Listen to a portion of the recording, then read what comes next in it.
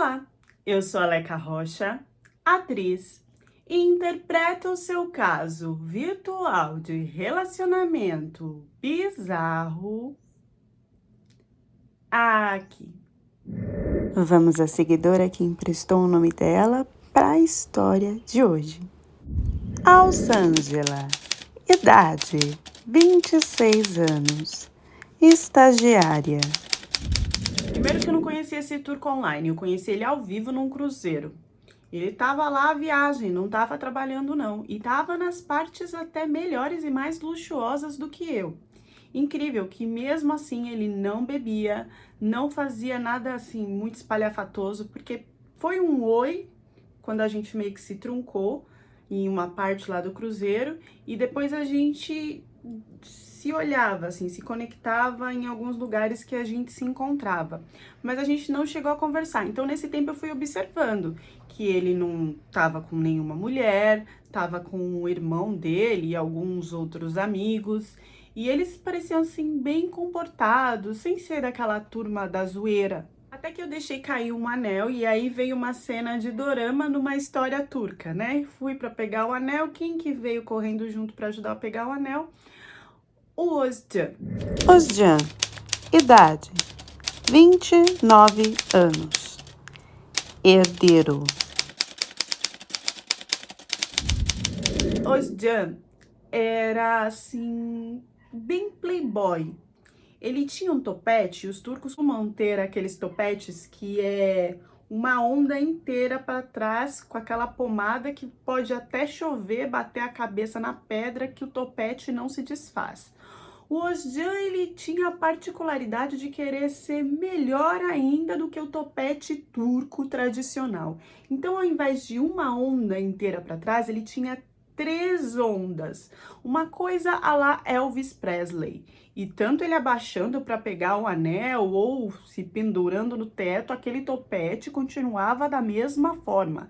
Entrava na piscina, saía da piscina e o topete estava lá paralisante. Mesmo tendo que estar super relaxado dentro de um navio, ele estava a maioria das vezes com aqueles ternos também à la Elvis Presley. Eu acho que ele devia ser fã desse cara.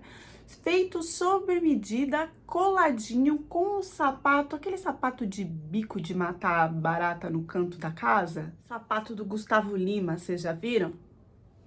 Só tem bico. Voltando à pegada do anel, ele conseguiu pegar o anel primeiro que eu, mesmo eu estando mais perto do anel que ele, momento de flash, ele analisou e falou: "Tem certeza que esse anel é seu?" E eu falei: "Por quê? Sim, é meu. Você tá duvidando que eu, né? Eu já fui pro lado, olha como que brasileiro é, né? De que eu tava roubando o anel." Ele, não estou duvidando que o anel é seu, é só que ele não tem valor algum para ser seu, nem de ouro, nem uma pedra real ele tem. Em 2 segundos que ele olhou o anel, ele já sabia que não era, que era, né, fake, nem a lá menos que bijuteria. Eu falei: "Nossa, você entende de anel?" E ele falou: "Entendo de muitas coisas, inclusive que você tem muito mais valor do que isso aqui." Tá, tá, tá, tá, tá, tá, tá, tá, tá. Quem que não vai soltar um sorriso tipo, meu Deus, o que é esse homem? Romeu teve workshop com ele. Aí eu fiz a faceira, né? Ah, mas não tem ninguém pra me dar um melhor que esse. E ele, eu te darei um. Como? Você nem me conhece, não sei nem de onde você é. Se eu estou falando que eu vou te dar um, é porque eu vou. Eu sou um homem de palavra. Eita bingo, hein? Nunca ganhei na Mega Sena, mas nesse navio eu tava com sorte. E a Liz já pegou minha mão perguntando se eu aceitava uma água, um suco, menos, não falou nada de bebida forte, né? E aí ele explicou: "Eu não sei você, mas eu não bebo nada que contenha álcool." Do suco, pagou café, do café o doce, do doce um salgado, depois um salgado um docinho. E ali ele ia falando da alimentação da Turquia, que os doces eram maravilhosos, que aquilo ali nem chegava no pé, porque as dobras e camadas de massas, de sei lá qual doce, aquela coisa toda que turco adora valorizar, né? As comidas deles. E eu ali tava tão encantada que eu nem sabia muito bem o que ele tava falando. Só que de repente aquelas ondas do topo, ele foi ficando assim um príncipe pra mim, né? Não nos beijamos nem nada, mas todo momento que eu precisava, esse homem aparecia como se fosse, sei lá, tivesse pedido pro gênio da lâmpada, entendeu?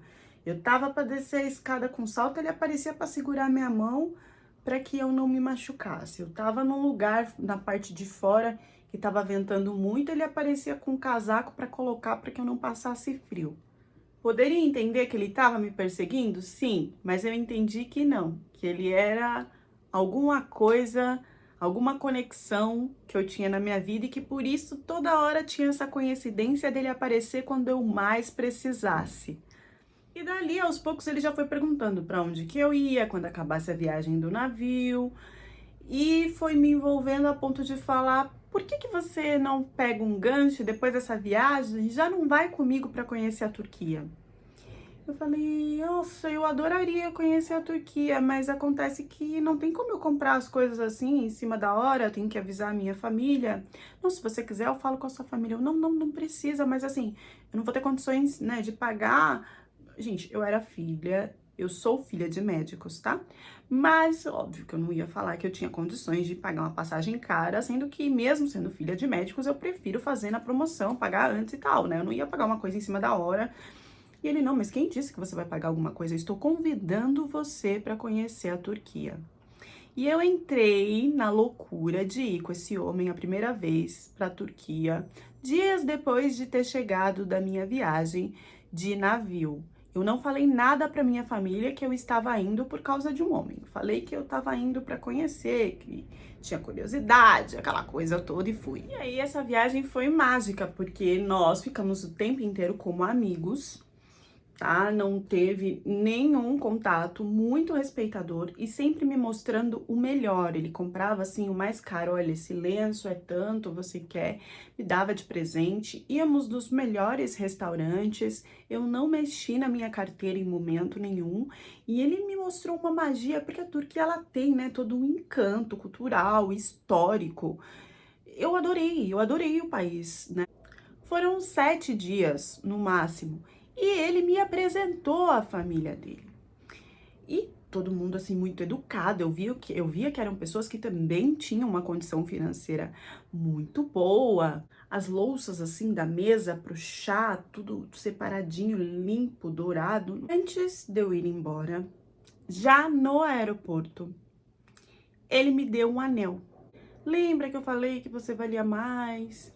Então, aqui está o seu anel de ouro, sei lá com quantos diamantes, que eu não sei quanto que valia aquilo. Pelo que eu olhei era coisa, né? E aí eu falei: nossa, não precisava desse presente, obrigada. E ele falou: não é um presente, é um anel de compromisso, porque eu quero que você seja minha esposa. Eu falei: nossa, mas como assim? Eu não te conheço, você tá me pedindo em casamento?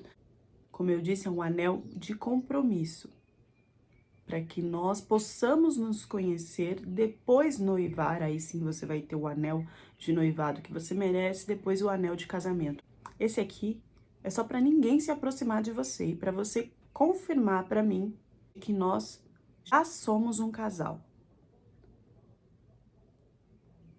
Eu sorri, agradeci, me encantei, mas não acreditei 100%. Contei a viagem mágica para a família, para os amigos, só que eu não tinha falado a nacionalidade dele. E eu fiquei de apresentar ele numa chamada de vídeo para minha família. E quando eu fiz, que a minha família percebeu que, apesar dele falar inglês, ele era turco, começou um certo constrangimento na própria chamada de vídeo. A minha família não gostou. Eu não sabia que a minha família teria tanto preconceito com isso. Mas assim que desligou a chamada, eles falaram que eu tinha que terminar, acabar com isso, porque não existia, porque eles assistiam muitas notícias na mídia de que homens traficam mulheres lá e que tinha terror, né? E ataque, um monte de coisa, e que os homens maltratavam as mulheres, que as mulheres eram submissas. Eu falando como ele tinha me tratado, e eles falando que isso era só um golpe, que eu não podia cair, que eles não iriam aceitar esse tipo de relacionamento e não iriam deixar eu sair mais do Brasil para a Turquia, mesmo que eu quisesse.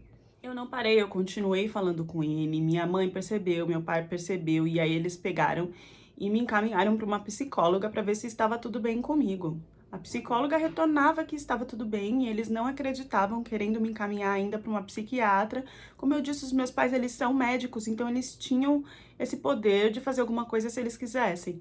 E aí, quando eu falei para eles, tentei conversar de novo com eles de que eu queria ir para a Turquia, que eu queria noivar, que eu queria ficar com esse moço. Isso depois já de uns meses conversando com ele, eles falaram que isso não ia ser possível e que se eu continuasse com essa ideia, eles poderiam até me internar ou me colocar no manicômio porque eu tava doida. Então, assim, a briga chegou nesse auge. Resumindo bastante, a minha mãe e o meu pai estavam prontos para me amarrar na cama, mas que eu não iria viajar. Coisa de psicólogo e tal, eles estavam querendo já ver remédio com psiquiatra e tentaram colocar remédios para que eu tomasse, só para confirmar que eles estavam certos, sabe? Daqui a pouco eu tava me sentindo dopada pela minha própria família, porque eles não aceitavam que eu continuasse com essa ideia. E era a minha família que me dava o dinheiro para eu ir viajar. Então foram passando meses e meses e meses, e eu não abri isso pro Jean, então ele foi organizando o noivado, organizando o casamento, e eu tive que conversar sério com ele, achando que seria um baque e que ele ficaria muito triste, mas na verdade ele riu. Ele ria assim copiosamente quando eu contei e falei: "Olha, você é maior de 18 anos, a sua família não tem nada a ver com isso. É só você sair daí e vir". E aí eu falei: "Mas né, como que eu vou, né? Eles vão me barrar". Ele falou: "Olha, vamos fazer assim. Você entra num curso e aí, um belo dia, você fala que tá indo pra esse curso, não precisa trazer mala, não precisa trazer nada, eu compro tudo pra você aqui. E também, se não tem a passagem, não tem problema, eu te compro a passagem. Você fala que vai para um curso, entra no aeroporto, vem e não volta mais". Foram meses para eu criar coragem para fazer isso, mas teve uma hora que eu estava totalmente decidida e eu fiz. Eu lembro que já estava tudo comprado e o meu pai deu a louca, assim, de querer me levar esse dia no curso.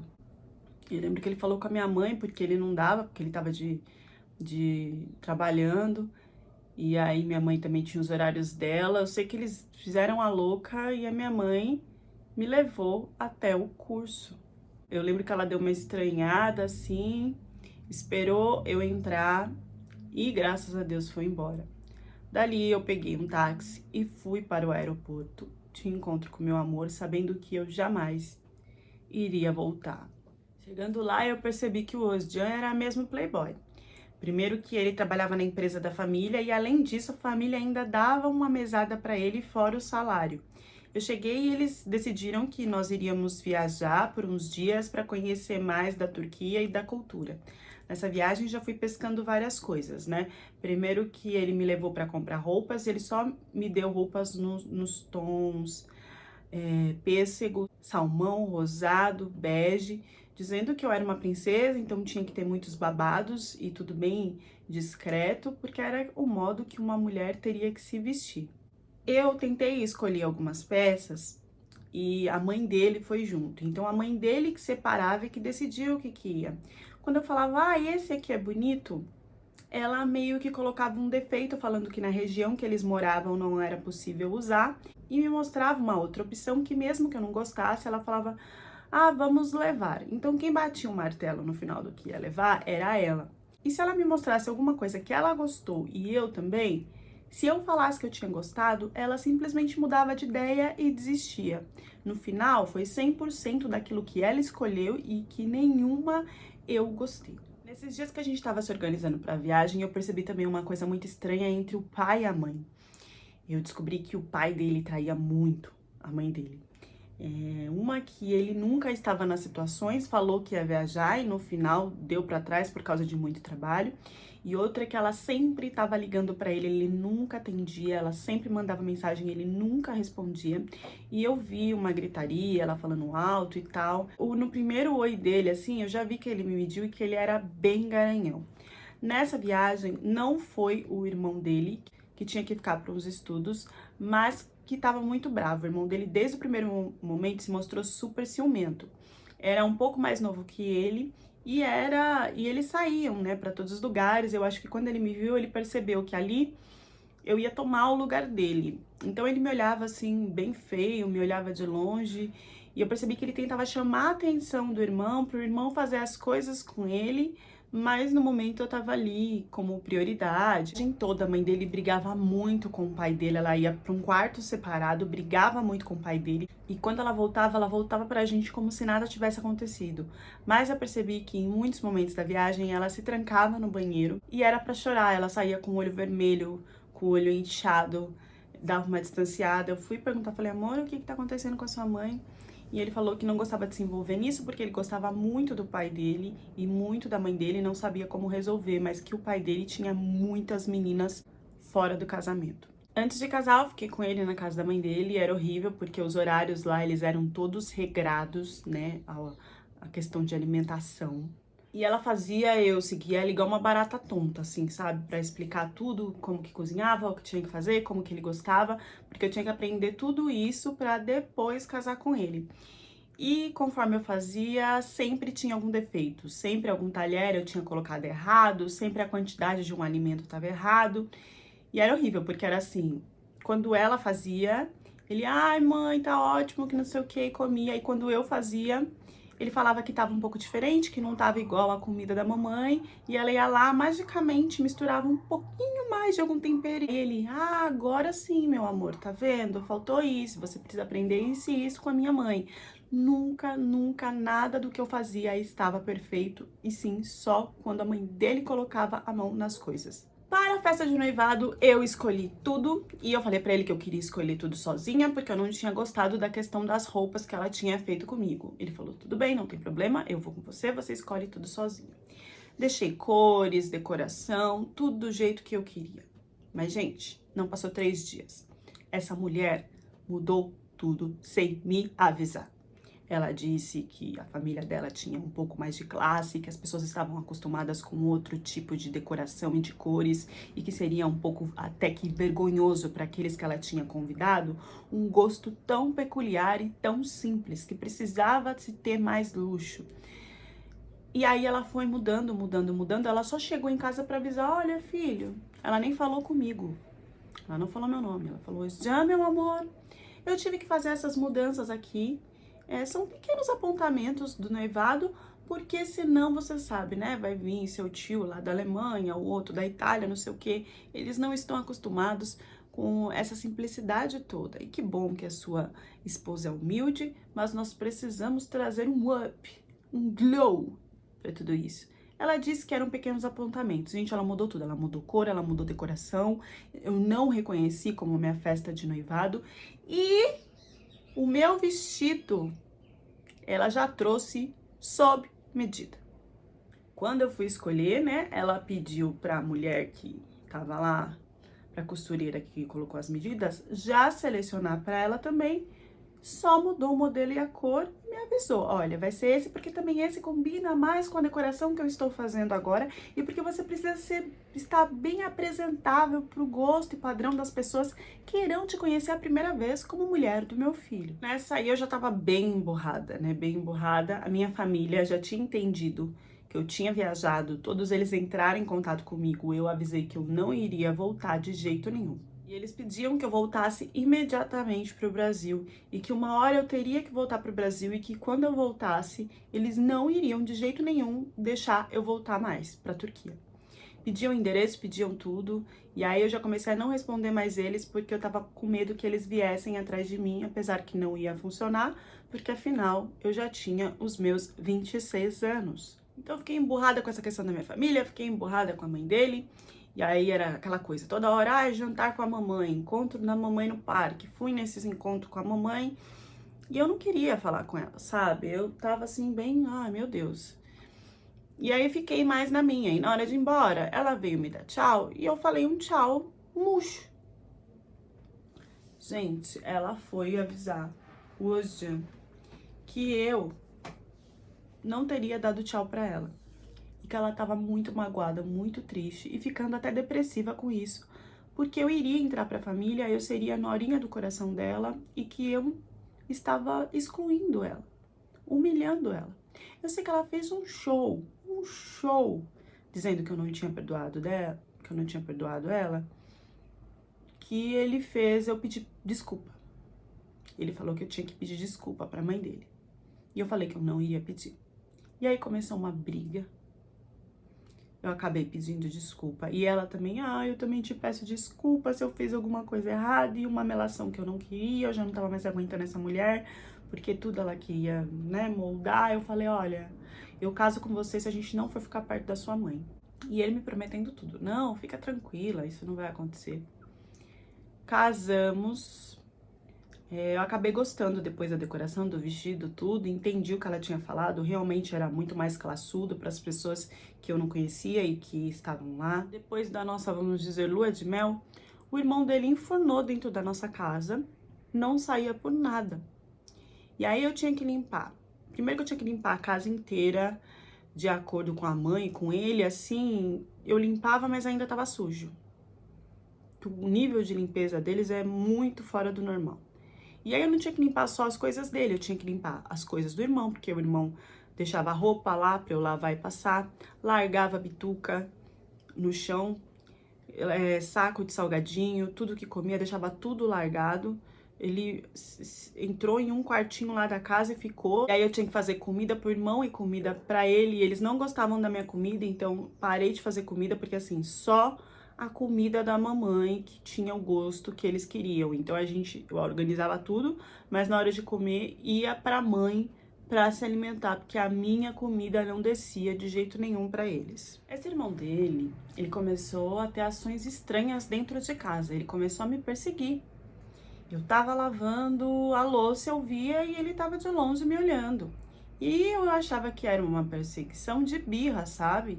Ficava me olhando de cima a baixo, aonde eu ia, falava que as coisas que eu tava fazendo tava errado e mandava mensagem pro irmão dele, dava mensagem pro irmão dele. Teve uma hora até que eu tava no banheiro, quando eu vi que eu saí, ele tava praticamente chegando perto da porta do banheiro. E eu achava aquilo super estranho. Conversei com meu marido, ele falou que ainda era ciúmes porque ele era o grande parceiro da vida dele, que ele via como o herói, como o homem que ele queria ser, aquela coisa toda turca de irmão mais velho.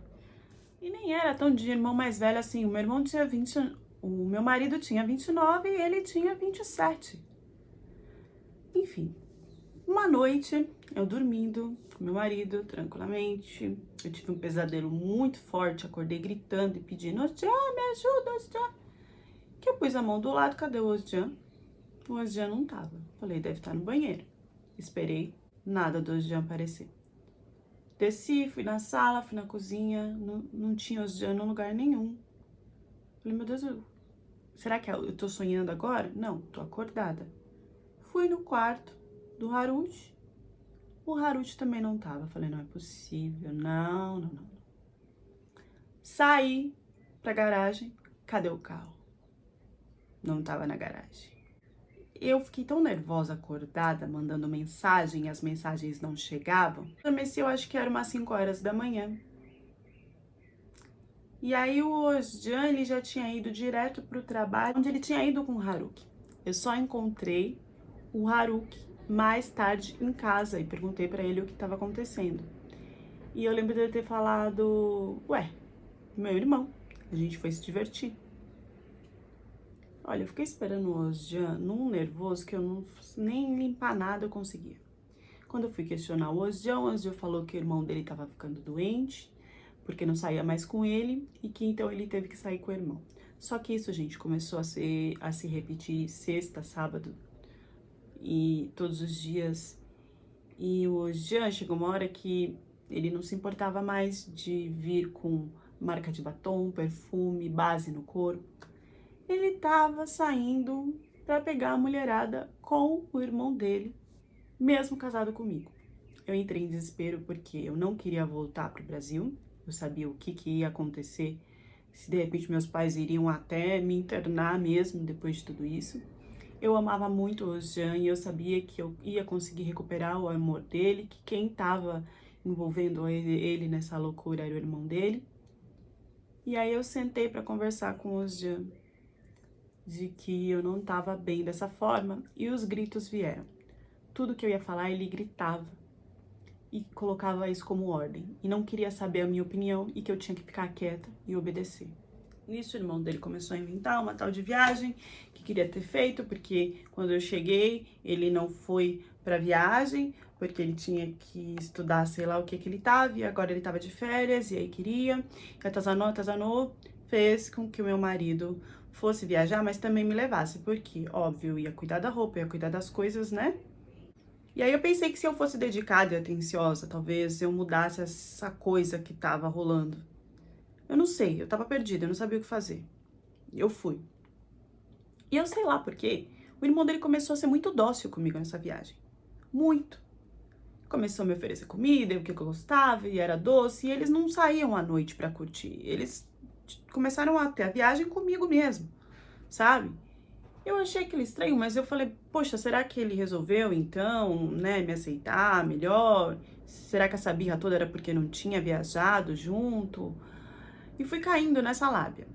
Até que eu acho que no terceiro dia da viagem, resolveram que ia sair, curtir, mas me levaram junto. E eu fiquei muito feliz.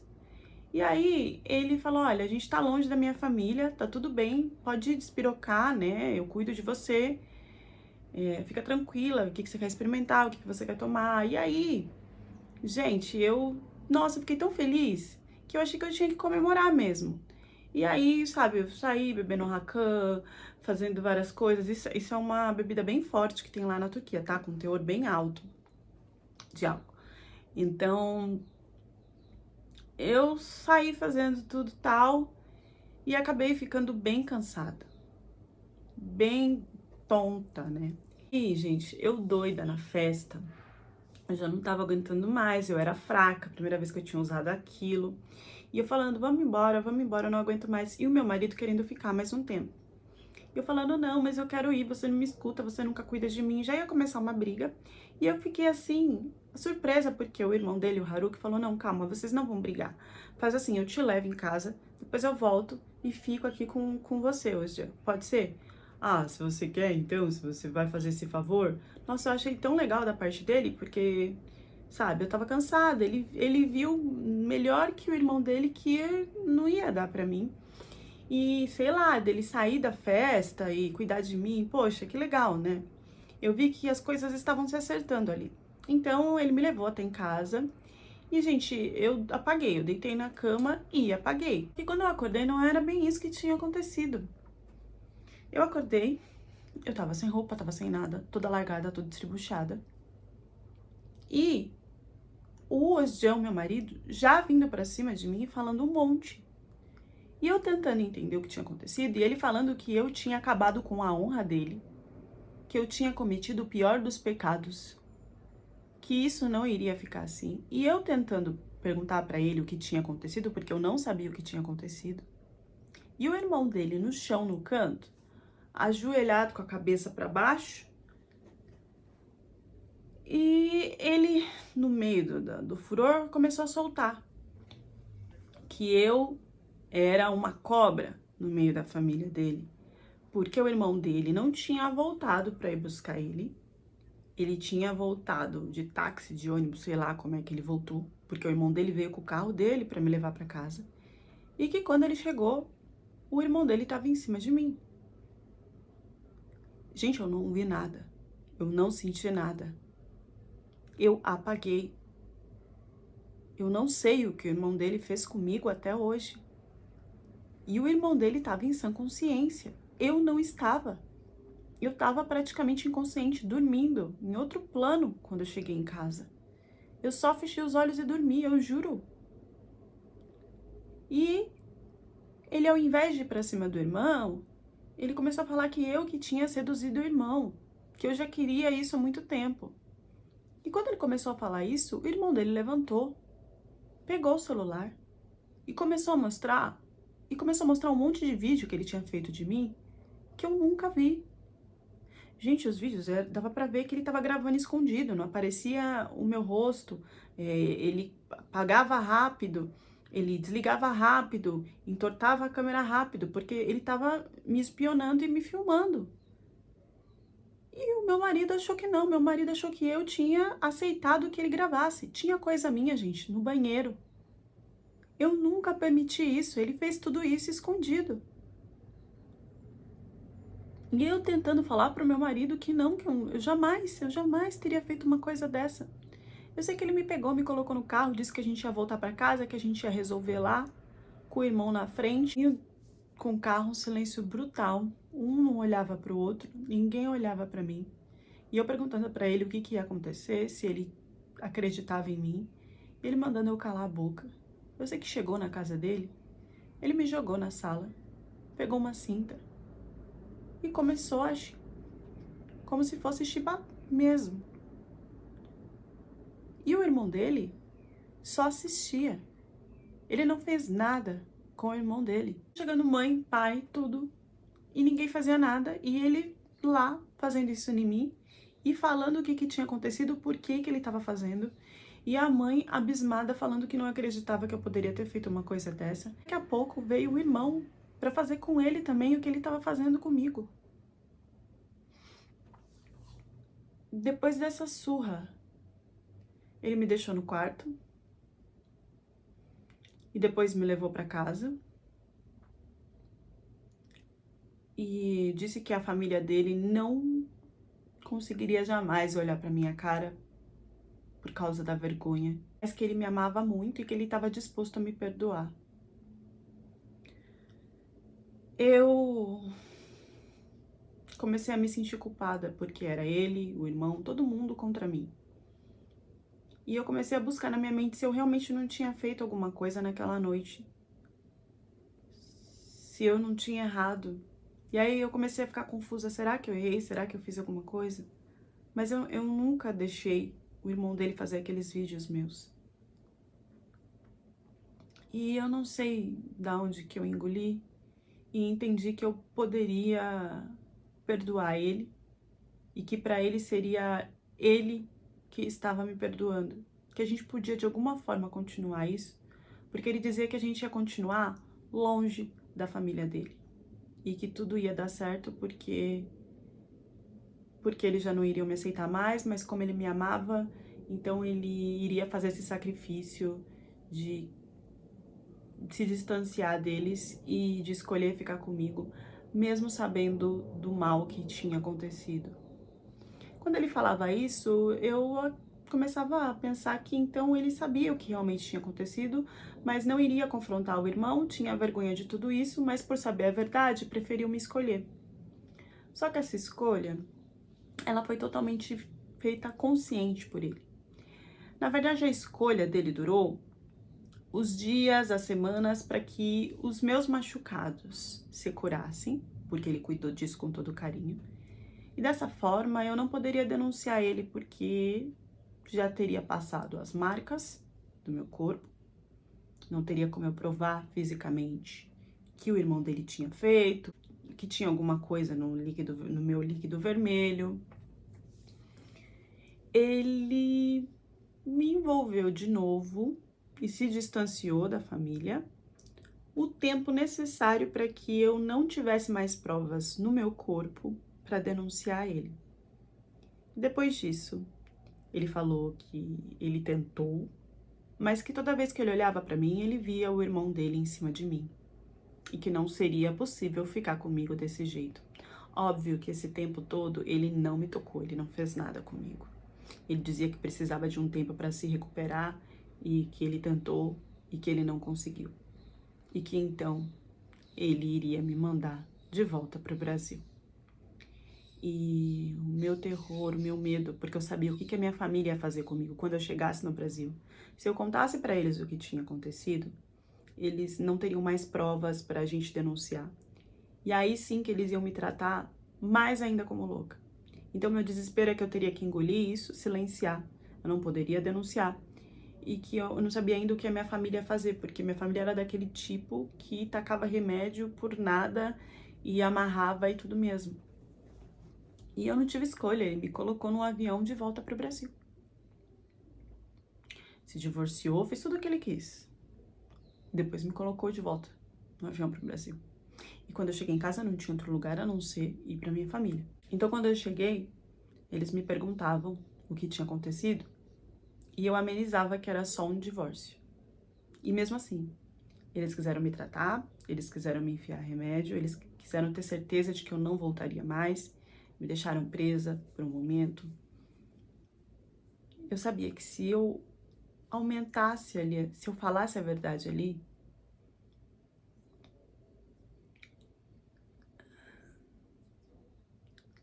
eu iria ficar muito tempo em alguma clínica. Eu conheço os meus pais. Então, isso é uma coisa que eu guardei dentro de mim. E eu tô falando agora, tá sendo um alívio pra mim contar isso. Porque eu não tenho mais ninguém pra contar. E se eu for na polícia, eles vão rir porque não tem mais nenhuma prova. Não tem mais pra quem eu contar. Então eu agradeço a oportunidade de estar me abrindo aqui com vocês. Entre muitas camadas e milhares de reflexões, eu deixo uma aqui. A Mulher Maravilha, a Xena, a Princesa Guerreira, todas as heroínas que vocês conhecem, elas são casadas? Não. A síndrome de querer salvar o casamento, de ser a heroína que salva. Porque no meio de uma turbulência, nós não entendemos que talvez nós sejamos heroínas se separarmos e vivermos a nossa independência, o nosso amor próprio, para batalhar sobre os nossos desafios e os nossos objetivos.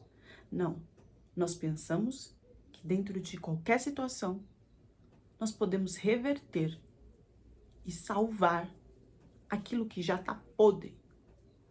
Essa moça achou que ela ia salvar o casamento dela por um envolvimentozinho que se teve a mais de felicidade com um cunhado que já estava estraçalhando tudo no casamento. Qual era a chance? Nula. Ninguém muda de um dia para o outro. Se mudou é porque alguma coisa, algum interesse tem. Vou puxar um gancho de vários reels que eu tô vendo no Instagram. Quem me segue já viu que eu tô comentando alguns. Na verdade, não tenho nem força para comentar, eu coloco lá, ha. Que agora deu um monte de mulher falar que, o meu marido me traiu, o meu marido me largou com a criança quando ela nasceu. O meu marido me abandonou, o meu marido me estapeou. Mas aí eu, como uma mulher que sou, ajoelhei em nome de Deus e fiz não sei o que, e salvei o meu casamento. Depois de tantos tempos ele voltou. As heroínas dos casamentos destroçados. Gente, pelo amor de Deus. O cara foi lá, sentou, papou todo mundo que ele quis, viu que não ia dar certo e voltou porque sobrou você. Aí me fica agora essa síndrome de heroína de casamento no Instagram. Amor, por favor, tenham mais amor próprio, vá. Deixem as reflexões de vocês nos comentários e até a próxima história do canal.